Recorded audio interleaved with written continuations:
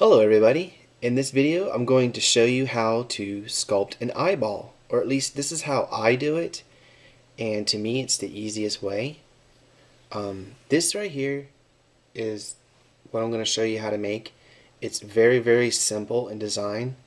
I'm going to show you how I go about doing all this. I'm not doing this in time lapse because every time I make an eye it's always in time lapse, and I figured it would be cool to take the time to just show you how I do this in regular time. But one of the benefits of this is it makes great practice, but if you like what you make, you can just cut it out like I did right here and actually apply this to the sculpture. So that's pretty cool. But anyhow, let's get started. These are pretty much the tools I will be using in this video. This is just a palette knife. I use this to cut all my clay.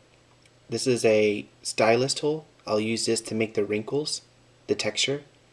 And this is just a nylon paintbrush. It's clean, hasn't been used before. Believe it or not, I use this to smooth out my wrinkles, and I'm going to show you how to do it without even using any softener. Okay, I rolled out some clay using the Polymer Clay pasta machine. If you don't have a pasta machine, you can use a Polymer Clay roller, or if you don't have that, you can use like a glass jar. Just trying to make it flat.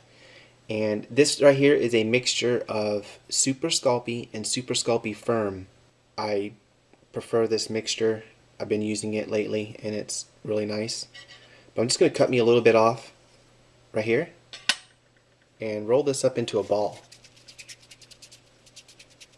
Try to make it round like a normal. It's about the same size as the one I did over there. Now I'm going to lay it down on this clay and push down to try to work it on there. Now really there's two ways you can do this. One is you can actually dig a hole into your sculpture to make like an eye socket, because you have to have an eye socket. An eye fits in an eye socket. I'm not making an eye socket in this video because it's just a practice eye, but it's easy. You just dig it out and make it to where half the eye sits in the little socket you made. That's why I had to flatten this out a little bit to get it sort of flat, because if you look at it now from the side, do you see how it's kind of flattened? That's because I'm not making an eye socket. But since I'm not making one, I rolled out this little tiny snake, and I'm going to surround it like this. This will kind of act like an eye socket, and only your sides are going to be seen. So what I do from here is I just kind of pinch all the way around. I don't mess with the edge touching the eye. I try to leave that alone. Now I'm just going to cut a little more clay like this. Kind of get rid of that rough corner, or that real sharp corner. Smooth it out, the edge. And what you do is, I'm telling you, this is really simple. You just take this and you situate it on there like that.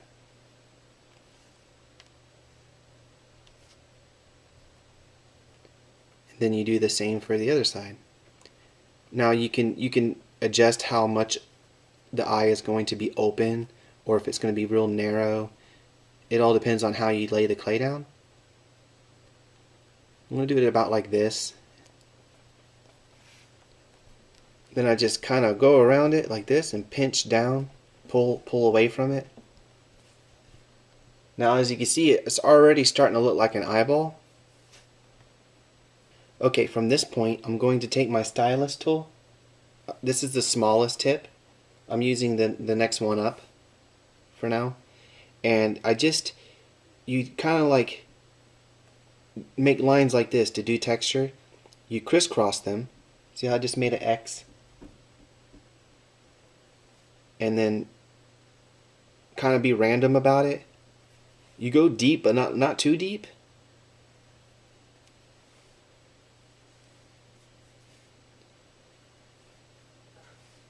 See how I'm going about doing this?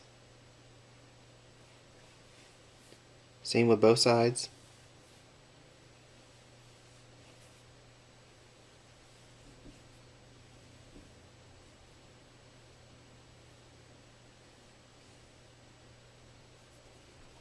If you mess up, you can just like squish it down like I just did. Okay, now this part's pretty cool. I'm not sure it's like a big secret or anything.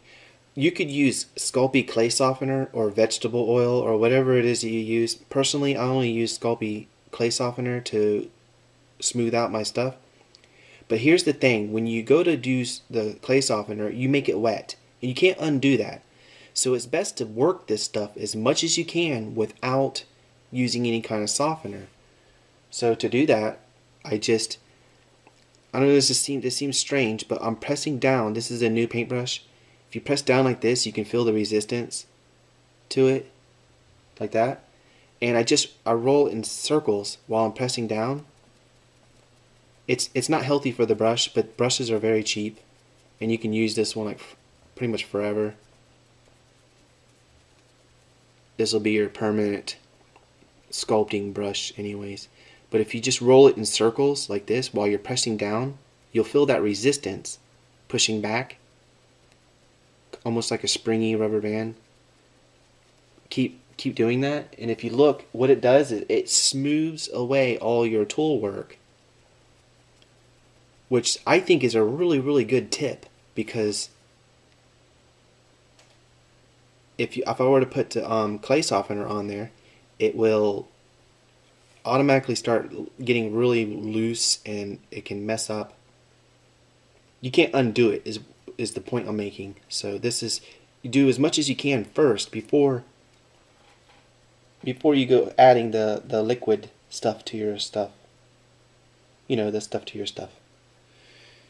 Okay, once I get this looking like this, you come back with that stylus tool again, and using the smaller one, you kind of like make new lines, redo the ones you did. You just kind of be random about it. You're highlighting the old ones and making new ones. I can't see around there.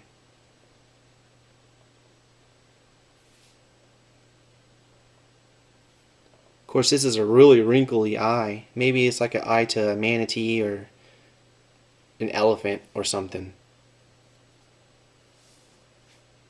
How deep you go and what size tool that you press down in there will determine what these wrinkles look like. Then I come back, same thing with the paintbrush, and just roll it in circles while I'm pressing down. Try not to get too rushy with it, because it has to it's almost like sanding. You have to let the sandpaper do the work. Well, this is the same thing. You have to let this paintbrush do the work. And I don't know if you can see with the camera, but there's some fingerprints on my eyeball. You can just use the paintbrush like this, real gently. If you just keep going like this, those fingerprints will disappear. I always use nylon brushes because these fibers, they don't come out like a regular hair brush. You'll have the hair all in this. To me, the best brush to work with polymer clay is nylon. And nylon is plastic. Polymer clay is plastic. So it kind of, you know, they work together. And I used the thickest setting on the Posture machine. If you want to do the eyelids a little bit different, like thinner, you can go thinner. But I like to use the thicker because it gives it more of something to work with. You can always come back and scrape the edge.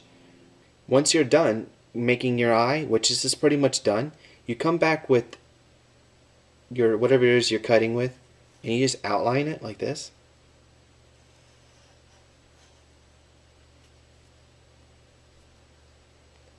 And then pull your clay away. If you're going to actually install this onto a sculpture, I recommend taking and pressing down your edges like this to help make it blend in with the clay on your sculpture easier. See, these eyes are ready to go. I could apply it onto a sculpture right now, and it would go like something like this. Do you see how that looks? Whatever you wanted to make, if he's making a little monster or whatnot, this works really good. But it's super easy to do this. I hope this helps you a little bit. If you want to see more little one-on-one videos that's not in time lapse of how I do different things on sculpting, give this video a like and let me know what you think, and I'll do some more. But I hope you enjoyed this. Thank you so much for watching, and I will see you here again soon.